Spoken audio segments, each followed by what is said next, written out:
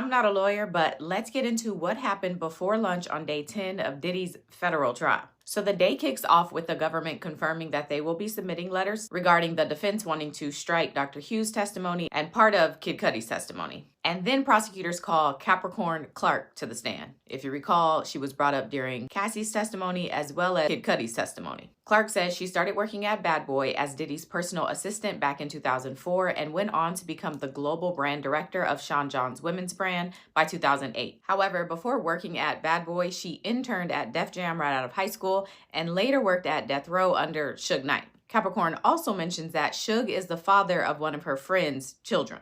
And on her first day working for Diddy, he took her to Central Park with his security guard. It was after dark, and he, being Diddy, told her that he didn't know she had anything to do with Suge Knight, and if anything happened, he would have to, quote, off her. Capricorn says the bodyguard stood there silently, and she took the threat very seriously. On the stand, Capricorn admits that she could have been more transparent about her employment background when applying to Bad Boy. Capricorn is then asked by prosecutors if she's ever seen Diddy with a weapon, and she tells the story of a time that Diddy and 50 Cent had to do some kind of press event for MTV. After the event, Diddy, Capricorn, and Diddy's manager at the time get on an elevator, and Diddy mentions having some sort of issue with 50 Cent and then says, quote, "I like weapons."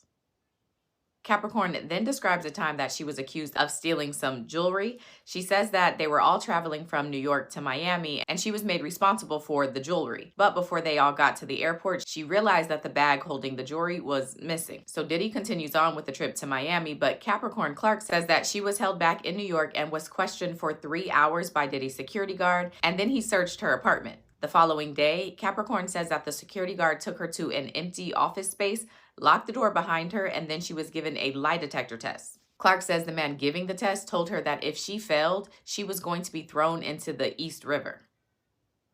There was an objection to that part. Capricorn says she was petrified, and the person giving the test told her to calm down because the results kept coming back inconclusive. And so she was brought back to take this test for 5 days, and according to her, it would last all day, and she was not free to leave. After the 5th day of this testing, she was told that she could return to work, and when she did so, she says Diddy never asked where she was, nor did he ever mention the test, and she says she doesn't know if the jewelry was ever found. When the prosecutor asked her why she continued to work for Diddy after all this stuff happened, she says that if she didn't, they'd think she actually stole the jewelry. Moving on to working conditions, Capricorn Clark says that she made $55,000 and worked from 9 a.m. to 4 a.m. On a good day, she says she got about 4 hours of sleep. And when she spoke to HR about being owed some overtime, they calculated that she was owed about $80,000 for overtime that she worked over a 3-month period. But when Diddy found out about this, he allegedly ripped